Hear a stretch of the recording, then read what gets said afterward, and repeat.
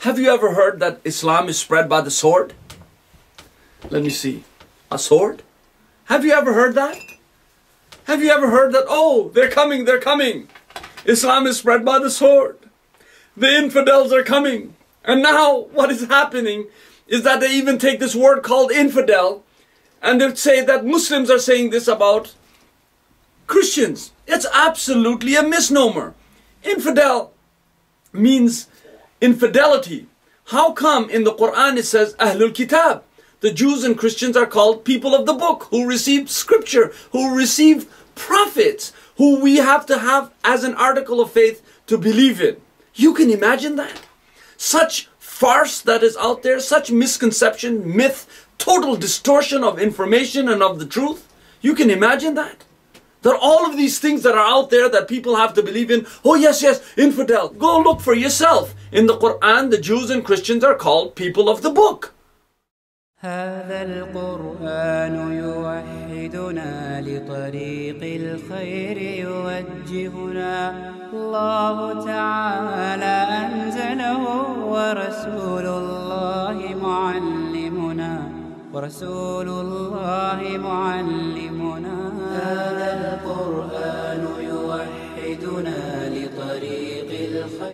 So how come the Quran is stating in one sense people of the book and then the media is saying, oh, they're calling us infidel. Infidel is a term that was used, the Crusaders used this terminology for the Christians who did not follow their point of view or their understanding of that zealot type of go and kill and get rid of people and so on.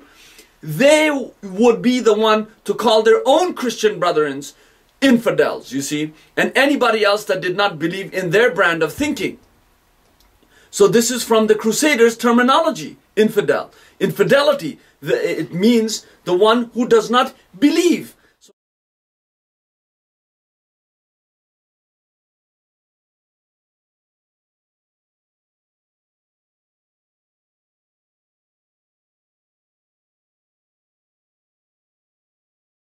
Believe. Now getting back to the spread by the sword. Where is it in the Quran that it states that you should spread by the sword? It states in the Quran in chapter 2 verse 255 to 256 it says La ikraha fid din, that there is no compulsion in religion. How come the Quran makes it an article of faith in order for you to know that you cannot compel anyone to believe, and then it says go spread by the sword? It does not make any sense. It is the only religious book that says that you cannot compel anyone to believe. La ikraha fid din, there's no compulsion in religion.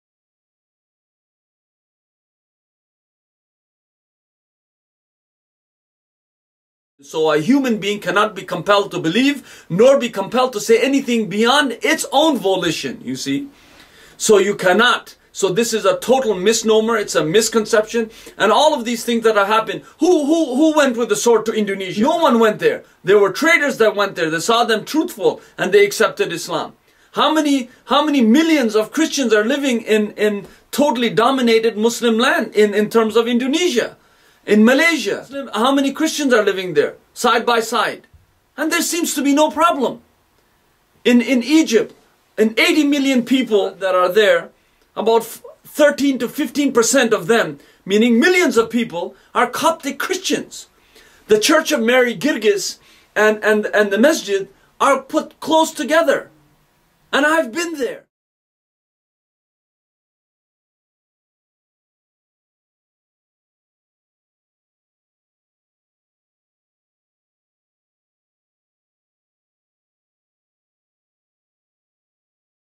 Muslims did not come out after Friday prayer and started throwing stones on the churches. It doesn't happen. This is another myth.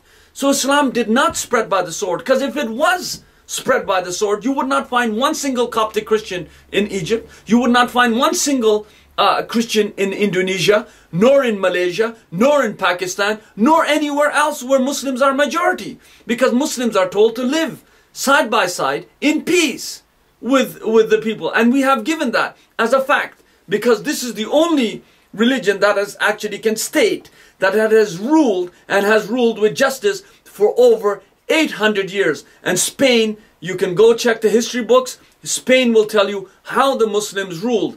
And now people are even starting to distort that, where you will have right-wing media stating that, oh, they were coming with the sword. The ones that came with the sword were Fernando and Isabel.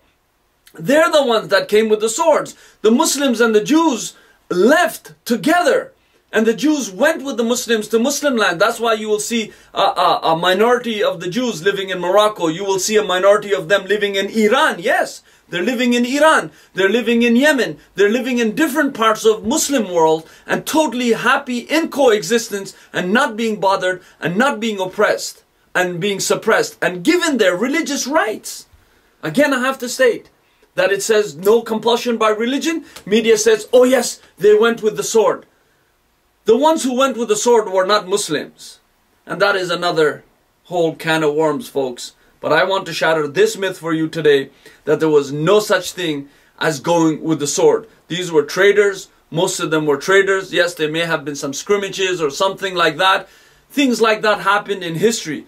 But an overall, even when Salahuddin Ayyubi, the Kurd, may Allah be pleased with him, when he went to Jerusalem, he went in without bloodshed. Without bloodshed. And he is known. And they even made a movie about him and people were upset that they put him in good light. But the history book says that he was in good light. He even sent his doctor to Richard the Lionheart.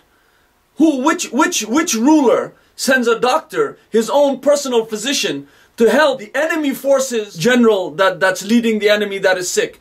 Who shows this kind of compassion? Where did Salahuddin learn all of these lofty tenets from? Is this not what the Bible teaches? If you slap, you give the other cheek. If you take my coat, take my cloak also. If you go 1 mile, go twice. These are forms of excellence. Who taught excellence to Salahuddin Ayyubi?